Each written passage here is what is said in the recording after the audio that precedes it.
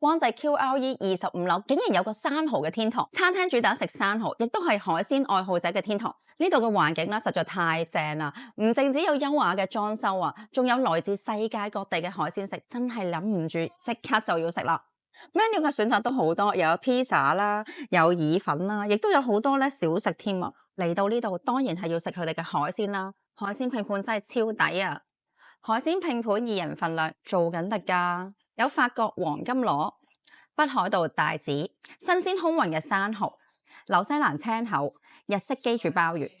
新鮮嘅生蠔咧，睇住佢咧即叫即開㗎。店員話俾我知個秘密啦，呢度嘅生蠔咧每一日咧都係新鮮入貨㗎，味道咧鮮甜，好鮮味啊，完全唔需要加檸檬同埋任何嘅醬汁，仲有啲海水嘅鹹香味。基柱鮑魚好腍啊，入晒味，甜甜地咁樣。法國黃金螺、紐西蘭青口、北海道帶子。呢個海鮮拼盤咧真係大滿足啊，而且咧仲好新鮮，好鮮甜啊，超中意。自家製蟹餅，呢度個自家製蟹餅咧好出名噶。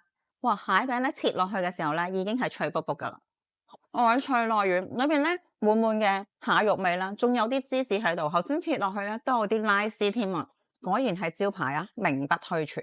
炭燒加拿大天然豬肝，好香個炭燒味啊，再加埋嗰個豬肝咧，嗰個味咧加啲醬汁咧，實在好豐富嘅口感。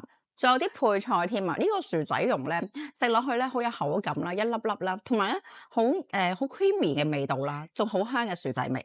唔飲酒我都可以飲翻杯檸檬茶。如果你都中意食生蠔咧，咁就快啲嚟 Oyster House 啦！記得俾 like 同 follow 我嘅頻道啊！我會繼續帶你哋去探索咁多好食嘅嘢食。下次見。